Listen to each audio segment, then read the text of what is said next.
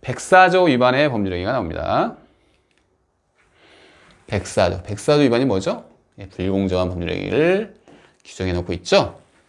이 불공정한 법률행위가 뭔지 그냥 대략적으로만 설명해 봅시다. 백사조 불공정한 법률행위. 딱 말에서 불공정, 딱 말에서 이 용어에서 어떤 느낌이 있죠? 아, 불공정하구나. 법률행위는 불공정하구나. 급부와 이 반대급부가, 급부라고 하는 것은 상대방한테 어떤 걸 요구하는 행위라고 생각하면 됩니다. 이렇게 우리 주로 계약은 급부와 반대급부라는 게 있죠. 그죠? 한 사람은 소유권 이전을 넘겨주고 한 사람은 뭐 대금을 뭐 지급하고 이런 게 이제 급부와 반대급부잖아요. 근데 현저하게 불균형이 있어요. 일반적인 불균형이 아니라 현저한 불균형이 있어야 합니다. 현저한 불공정한 법률행위에서 나오는 얘기죠. 요건이죠. 이 객관적 요건입니다. 급부와 반대급부 간에 현저한 불균형이 있고, 두 번째 주관적인 요건이라는 게 있어요. 그래서 폭리를 취하는 사람이 폭리자라고 합시다. 이름을 폭리자가 피해자한테 이런 급부와 반대급부가 이게 불균형한데 이 사람을 이용해야 돼요. 어떻게 이용하느냐? 피해자가 궁박, 경솔, 무경험 중에서 하나만 있으면 되는데 이런 상태에 있는 사람인데 이 사람을 이용해야 합니다. 아, 이 사람이 궁박하구나, 이 사람이 경솔하구나, 이 사람이 무경험하구나, 이걸 알면서 그 사실을 알면서 이걸 이용을 하려는 의사가 있어야지 불공정한 법률행위가 성립을 합니다. 그래서 객관적 요건, 주관적 요건 둘 다 있어야지 성립을 하는 게 불공정한 법률행위예요. 대략적으로 설명해놨습니다. 그러면 다시 문제로 가서요. 틀린 것은 틀린 걸 묻습니다. 경매, 여기 포인트는 경매죠. 경매는 아주 싼 가격에 낙찰을 받았어요. 그래서 너무 불공정하지 아니에요. 유찰이 계속 된 거죠. 적용되지 않습니다. 맞습니다. 부당계약에는 적용되지 않는다. 맞죠? 왜 맞을까요? 우리가 아까 요건 중에 급부와 반대급부 간에 현저한 불균형이 있어야 한다고 했는데 무상계약에는 반대급부라는 게 없어요. 그죠? 그래서 적용되지 않는다. 맞습니다. 불공정한 법률행위에 무효행위 전환의 법리가 적용될 수 있다. 맞네요. 이게 판례인데, 판례는 뭐라고 얘기를 하냐면, 3번 판례죠? 근데 이제, 불공정한 법률행위인데, 당사자가 불공정한 법률행위라는 것을 알았다면, 다른 법률행위를 했을 거라고 의혹이 돼요. 그러니까 예를 들어서, 이 A 부동산이 있는데 시가가 1억인데 실내 3천만 원에 이 사람이 샀습니다. 이 사람이 폭리를 취하는 사람이죠. 폭리자죠. 불공정한 법률행위가 됐다고 생각을 해보세요. 근데 이게 불공정한 법률행위에서 이 법률행위가 3천에 거래했던 이 불공정한 법률행위가 무효임을 당사자가 알았다면, 즉 을이 알았다면 다른 가격으로 그 계약을 체결했을 것이라는 게 보여진다. 이 사람이 1억에, 실제 거래액이 1억인데 1억에 했었어도 이 사람이 샀을 거라고 보여진다. 이 사람이 1억이었어도 샀을 것이다. 실제 거래액에.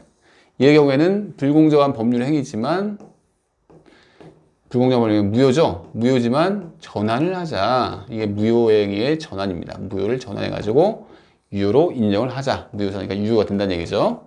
이게 무효행위의 전환입니다. 138조에서 규정이 되고 있죠. 그래서 불공정한 법률행위의 전환이 적용될 수 있다. 맞습니다. 4번. 법률행위가 대리인에 행해진 경우 궁박 상태는 대리인을 기준으로 판단해요. 이게 틀렸네요. 이게 아주 자주 나오는 문제죠. 아주 쉬운 얘기입니다. 그러니까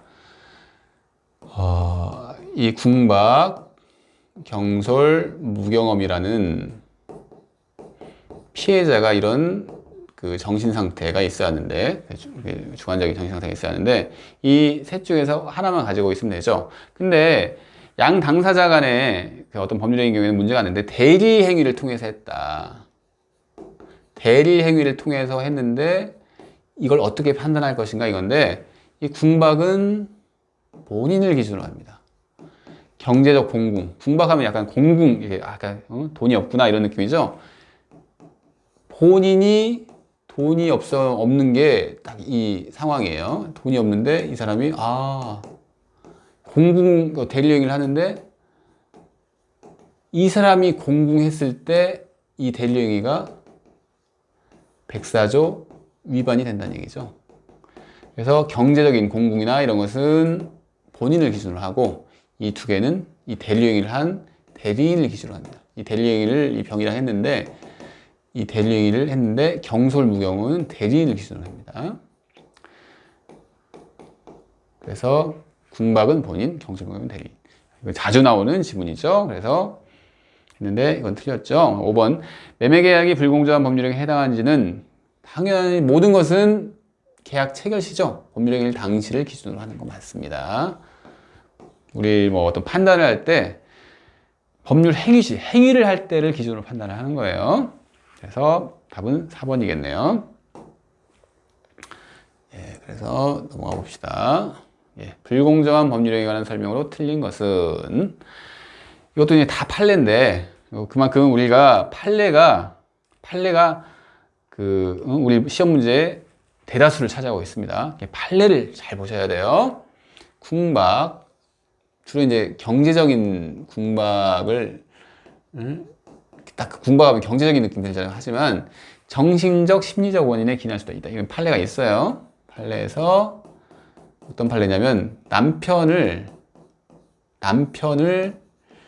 석방을 바라는 그 가정주부가 채권 포기를 행위를 하는데 이 궁박이 남편이 구속이 돼 있는 상황이 이 구속된 상황이 경제적인 문제는 아니잖아요. 정신적인 상태. 정신적 궁박이라고 본 거죠. 남편의 구속을 면하기 위해서 채권 포기 행위를 했는데 그 상태가 정신적 궁박이었다. 이 가정주부의 상태가 정신적 궁박 상태에 있었다. 이런 얘기를 했습니다. 그래서 이것은 맞습니다. 무경험은 이것도 판례에 있는 얘기입니다.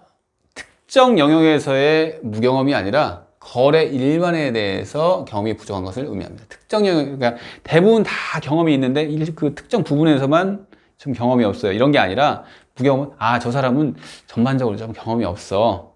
이런 경우에 이 백사조가 적용된다는 얘기죠. 그래서 일반적인 경험 부족을 맞습니다. 3번 대리인의 법률행위가 이루어진 경우에 궁박 상태는 본인을 기준으로 판단해야 한다. 방금 했던 얘기죠. 궁박은 본인, 경솔무경험은 대리인. 이것도 맞습니다. 4번 급부와 반대급부 사이에 현저한 불균형이 존재하는지는 특별한 사정이 없는 법률행위 당시. 읽어볼 필요 없네요. 판단해야 한다. 맞습니다. 5번 급부와 반대급부 사이에 현저한 불균형은 피해자의 궁박, 경솔, 무경험의 정도를 고려하여 당사자의 주관적 가치에 따라 판단한다. 이게 틀립니다.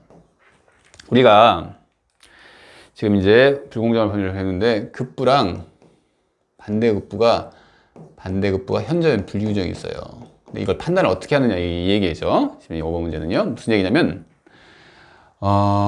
예를 들어서 어떤 사람이 예를 들어 봅시다.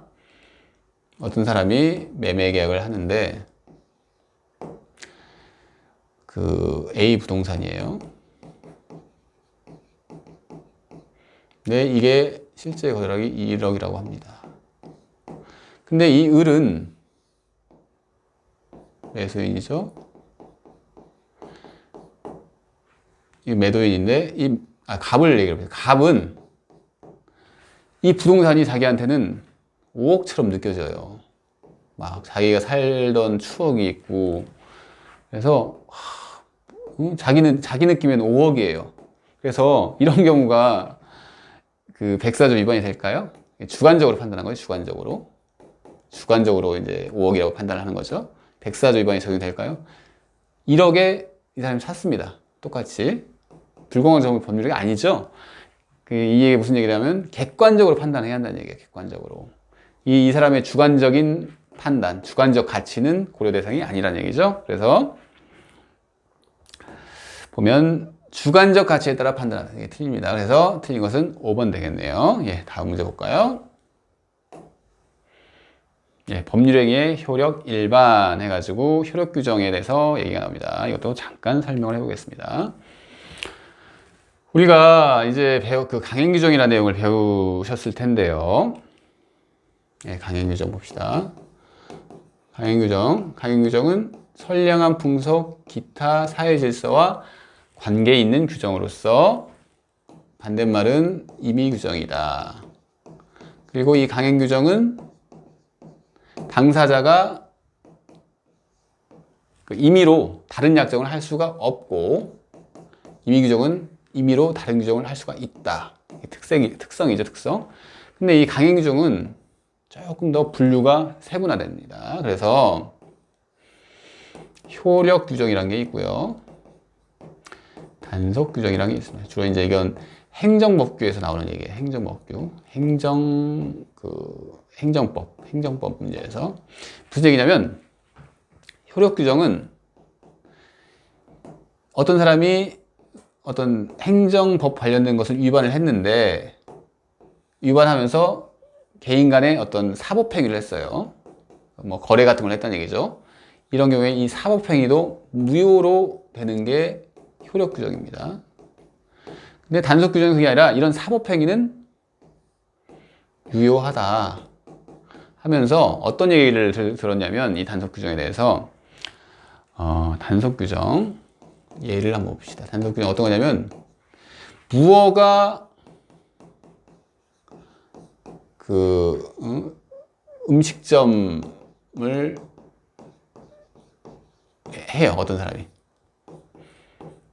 이것은 강행법규에 위반됐죠. 강행법규에 위반됐는데 이 사람이 음식점 주인이에요. 주인이 부어가 음식을 이용하면서 이 사람한테 음식 판매를 한 거예요. 과연 이의 사법상 효력이 어떠할 것이냐. 그런데 이 사람이 밥을 먹었으면 돈을 지불해야 합니다. 그래서 이 무허가 음식점 영업행위는 사법상의 효력은 유효하죠. 이런 것을 단속 규정이라고 하는 거예요. 알겠죠? 그리고 효력 규정은 설명하는 김에 효력 규정 하겠습니다. 우리가 이제 자주 나오는 질문 중에 토지거래 허가라는 게 있어요. 토지거래 허가. 토지거래 허가 뭐냐면 이게 막 집가 상승이 막 예상이 되고 투기적 거래가 예상되는 토지예요. 투기적 거래가 예상되는 토지에 대해서 행정 당국이 토지 거래 허가를 받을 토지를 지정을 하는 거죠. 그래서 지정을 해서 그 토지에 대해서는 사법상 계약을 맺기 전에 이 허가를 받아라 하는 게 토지거래 허가인데 이게 허가가 없이 어떤 법률을 했다고 봅시다. 이 갑이라는 사람이 토지거래 허가 대상 토지의 소유자인데 이걸 팔았어요. 매수인한테, 그 을한테 팔았는데 토지거래 없이 팔았습니다. 이 경우에 그러면 어겼잖아요. 강행법규를 어겼잖아요. 근데 이 사법상 효력을 어떻게 할 것이냐. 허가가 없으면 이 매매계약도 무효가 되는 게 이제 그 토지거래 허가인데 이 토지거래 허가는 그래서 효력 규정입니다. 그래서 강행법규를 이렇게 그 사법상 효력이 있는지 유효가 되는지 해서 효력 규정, 단속 규정으로 나눕니다. 그래서 우리가 이제 여러 가지 판례들이 있는데요. 그것은 이제 암기를 하셔야 한다고 이렇게 말씀을 드린 적이 있습니다. 봅시다. 그러면 효력 규정이 아닌 것을 모두 고른 것은 그러니까 중간 생략 등기라는 얘기가 나오네요. 중간 생략 등기요. 이 중간 생략 등기란 뭐냐면 뭐 이거예요. 그러니까 갑이랑 을이 그 어떤 매매 계약을 했다고 합시다. 매매를 했어요. 그러면 이 사람이 그 부동산 등기를 넘겨받고 등기를 넘겨받은 다음에 이 병이랑 다시 매매를 했어요. 이렇게 넘겨줘야죠. 등기를 받은 다음에 넘겨줘야 하는 게 일반적이에요. 그러니까 자기가 의리를 산 사람이 등기를 이전 받고 그 다음에 매매를 했으면 병한테 넘겨주려면 또다시 등기를 넘겨줘야죠. 이게 이제 원칙적인 모습입니다. 근데 의리란 사람이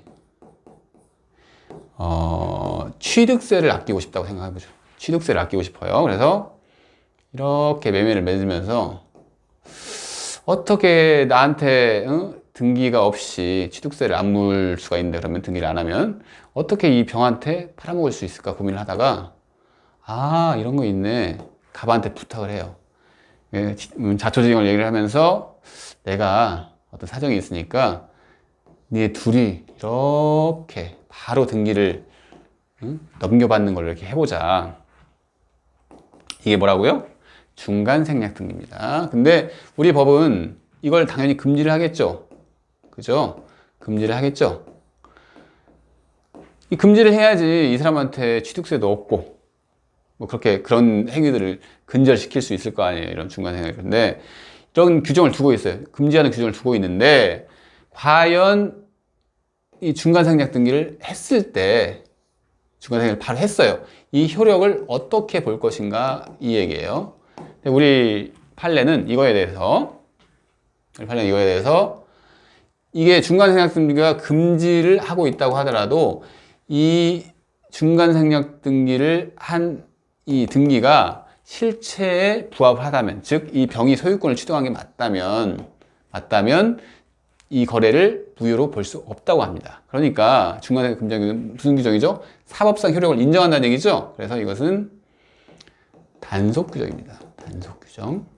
효력 규정이 아니란 얘기예요. 그래서 효력 규정이 아닙니다. 이렇게 우리가 문제 함께 푸는 스킬이 아닌 것을 모르고 그런 거죠. 아닌 것을. 그러면 기억은 확실히 아니죠. 기억이 있는 걸 사실 보면 돼요. 뭐 이렇게 지우는 식으로 공부해야 돼요. 이렇게.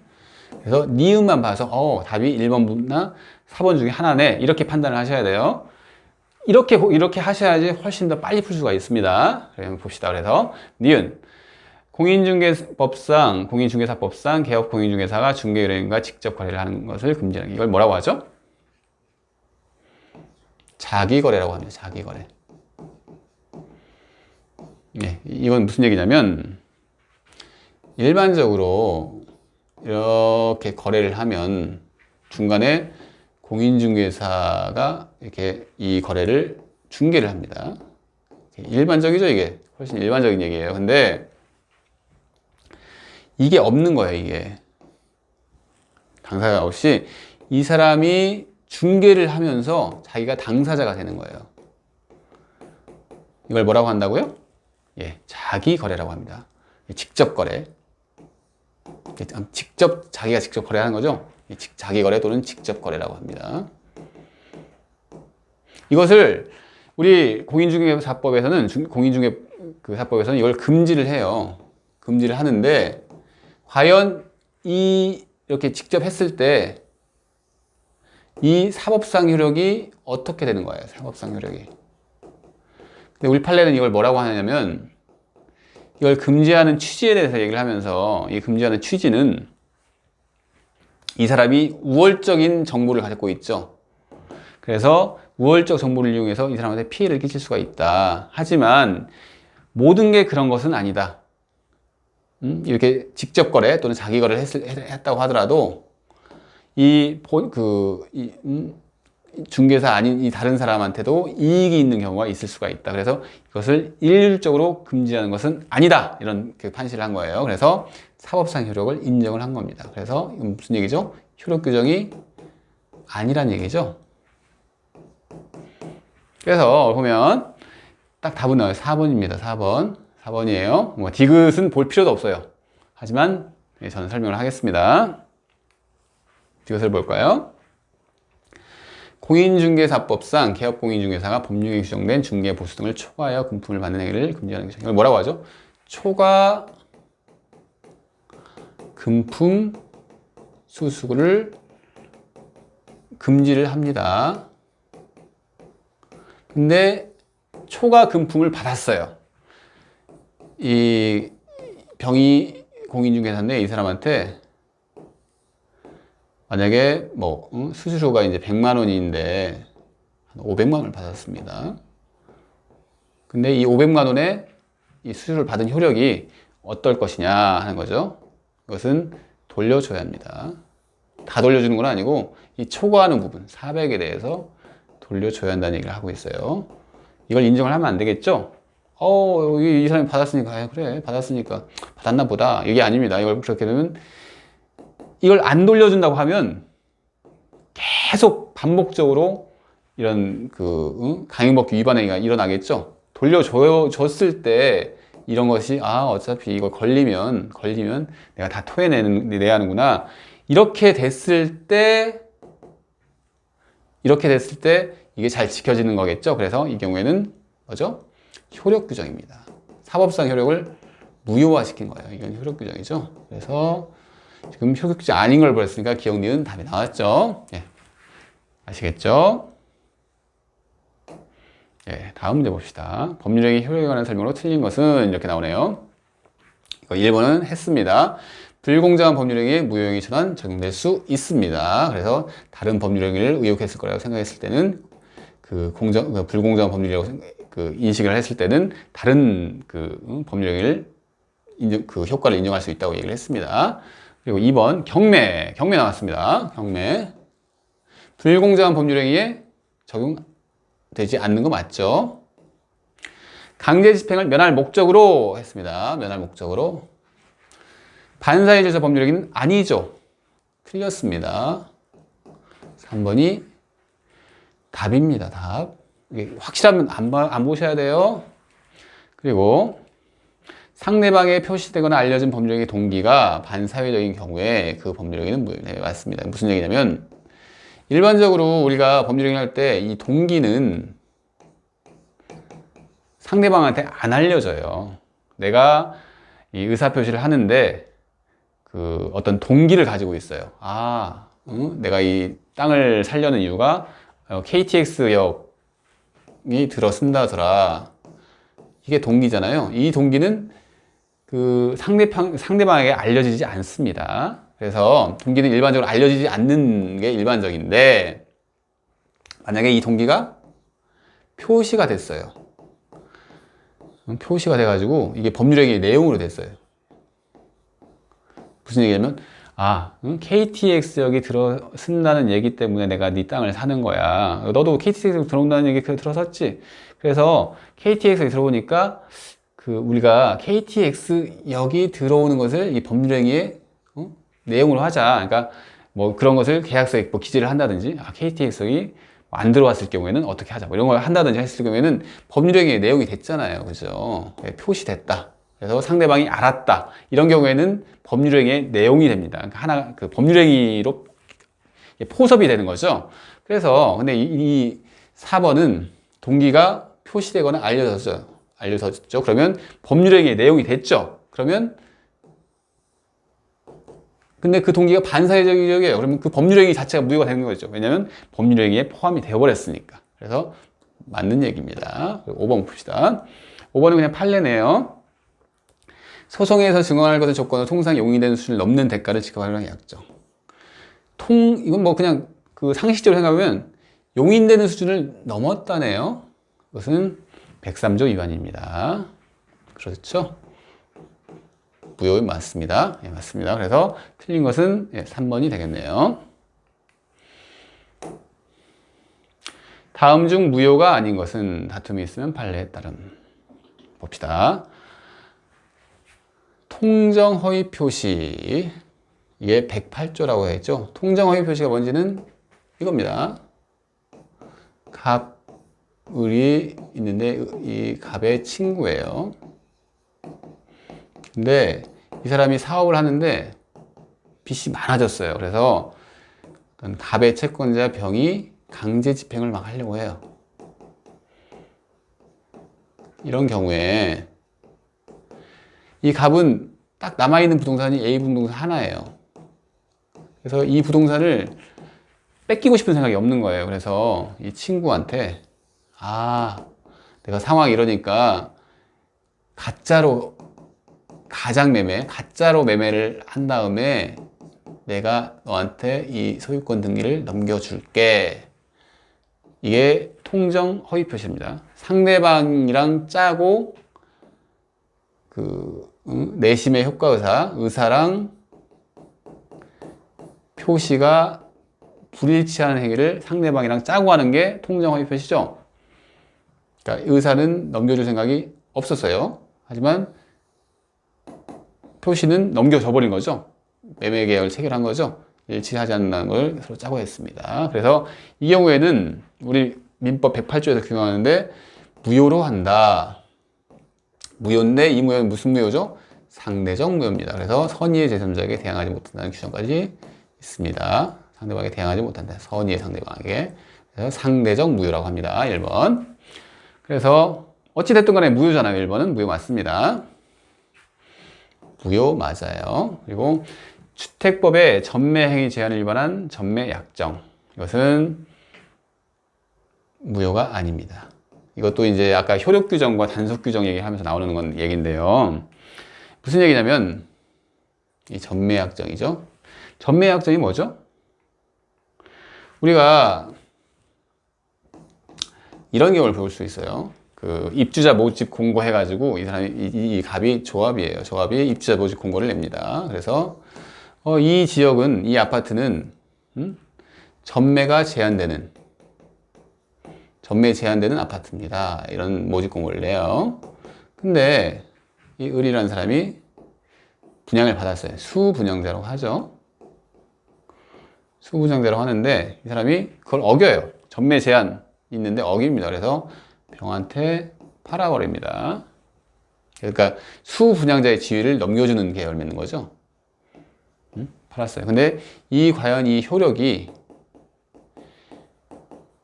인정이 될 것이냐. 그러니까 사법상 효력이죠. 사법상 효력. 이 금지를 하긴 하는데 그 금지 규정에 반해서 이런 계약을 맺었을 때 이 효력이 어떻게 되느냐의 문제입니다. 이것은 단속 규정이라고 합니다. 그래서 바로 무효로 하지 않습니다. 이걸 바로 무효로 하지 않고 다른 액션을 취해요. 이쪽에서 이것을 어떻게 나중에 바로 살 수 있다든지 이런 식의 액션을 하지 이걸 바로 무효로 하진 않습니다. 아시겠죠? 그래서 주택법의 전매행위 제한을 위반하여 전매약정, 이것은 무효가 아니라 이것은 사법상 효력은 유효해요. 그래서 무효가 아닌 이것은 2번이겠네요. 답이. 이거 좀 어렵죠? 이 문제는 좀 어려울 수가 있었을 것 같아요. 그래서 이거는 밑에까지 좀 봐야 합니다. 이런 경우에는. 그래서 3번 볼까요? 3번 관할관청 허가 없이 한 학교법인의 기본재산 처분. 기본재산이라는 건 뭐라고 했죠? 학교 운동장, 학교 건물, 그러니까 그걸 교사라고 하죠. 학교 건물 교사라고 하죠. 이런 것을 학교의 기본재산인데 이 사립학교가 돈이 없어서 이걸 팔아버리려고 해요. 이걸 판다고 생각해 보세요. 매매를 한다.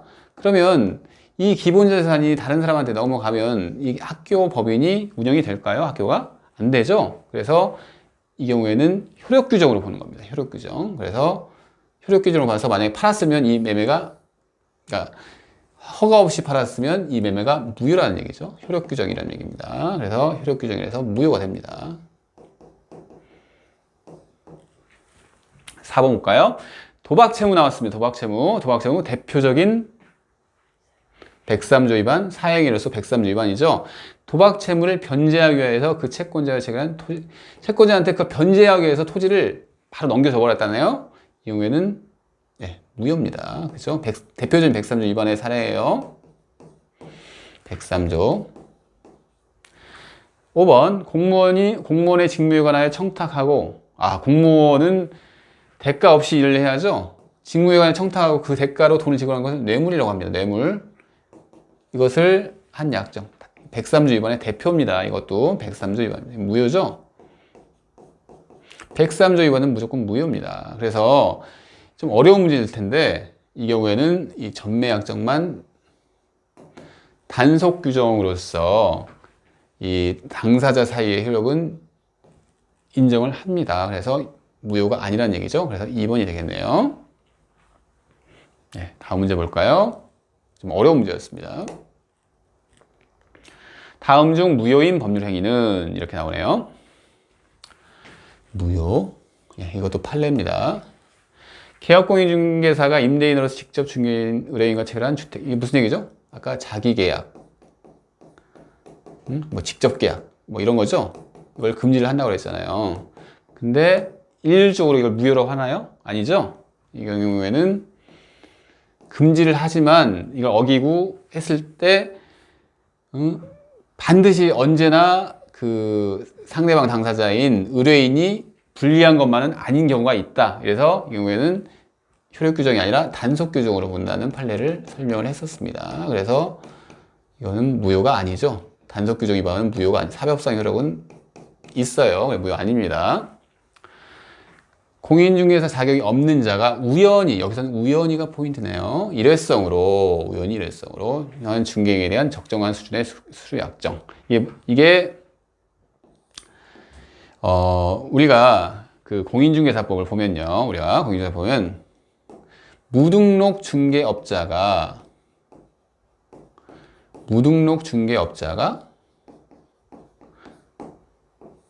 이런 이렇게 수수료를 받아가지고 중개 행위를 하는 걸 금지를 하고 있습니다. 무자격자도 마찬가지고 이거 금지를 하고 있는데 이 경우에는 업이 아니에요. 업이 아닙니다. 우연히. 업이라는 건 뭐죠? 직업이죠, 직업. 직업으로서 한 경우에 금지를 하는 거지 우연히 일회성으로 한 것은 업으로 하는 게 아니에요. 업으로. 그래서 이 경우에는 무효가 아니라 유효입니다. 유효. 그러니까 중개 수수료를 청구를 할 수가 있어요. 이 경우에는 유효입니다. 그래서 이것도 아니고요. 3번 볼까요? 민사사건입니다. 민사사건. 형사사건이 아니죠? 성공보수약정. 이거 우리가 이제 설명했을 텐데 성공보수약정도 두 가지로 나누죠. 1번 민사사건의 성공보수약정, 2번 형사사건에서 성공보수약정 이렇게 나뉩니다. 그래서 이것은 103조 위반이 아니지만, 그러니까 한마디로 유효하다는 얘기죠. 유효하지만 형사사건의 성공보수약정은 103조 위반으로 봅니다. 그래서 여기는 민사사건이죠. 적정한 수준. 무효인 법률이 아니겠죠. 그것은 유효입니다. 유효. 그리고 4번 매도인이 실수로 상가지역을 그보다 가격이 비싼 상업지역이라고 칭하였고 부동산 거래의 경험이 없는 매수인이 이를 믿고서 실제 가격보다 2배 높은 대금을 지급한 배경이죠. 이건 좀 어렵겠네요. 문제가. 봅시다. 딱 보니까 뭐 2배 높은 대금. 어떤 느낌이 오시나요? 불공정한 법률 행위를 딱 생각하셔야 돼요. 불공정, 104조, 급부와 반대급부의 불균형 해가지고 이거 무효 맞네. 이렇게 하시면 안 된다는 얘기예요. 틀린 거죠. 왜냐하면 실수입니다. 실수. 매도인이 실수를 한 거예요. 그러니까 우리가 불공정을 아까 그 급부와 반대급부 간의 불균형, 즉 객관적 요건을 충족을 하고 두 번째 주관적 요건이죠. 주관적 요건 뭐라고 했죠? 피해자의 악의를, 그러니까 피해자의 그 궁박 경성 무경험이라는 것을 알고서 악의로 그걸 이용해야죠. 이것까지 갖춰야지 불공정한 법률행위입니다. 근데 보니까 매도인이 실수로 했대요. 실수로. 그러니까 이것은 악의가 없죠. 이용의사도 없습니다. 그래서 주관적 요건을 충족하지 못했기 때문에 불공정한 법률행위가 아닙니다. 그래서 이 거래는 불공정한 법률이 아니니까 104조 위반이 아니니까 유효네요. 그래서 이것도 무효인 법률행위가 아니에요. 그러니까 5번까지 끝까지 봐야 하는 거네요. 근데 5번은 좀 이렇게 이 문제 좀 그렇긴 한데 보험계약자가 오로지 보험사를 가정하여 보험금을 추징할 목적으로 선의의 보험에 생명보험 보험세고를 가장하여 보험금을 보험 사기죠. 그냥 무효해요. 아주 정답은 쉽네요. 정답은. 그래서 정답은 쉬운데 끝까지 읽어보게 5번에 배치를 한 문제입니다. 그리고 4번까지 읽다가 이걸 생각한 것도 좀 대단하긴 해요. 이게 불공정한 법률행위 맞네. 근데 여기서 불공정한 법률행위 요건을 정확하게 물었죠. 이건 좀 어려운 문제에 속합니다. 하지만 5번까지 끝까지 읽었으면 이 둘 중에서 만약에 고민을 하다가 이쪽으로 찍었을 확률이 훨씬 높겠죠. 맞추기는 또 그렇게 어렵지는 않습니다.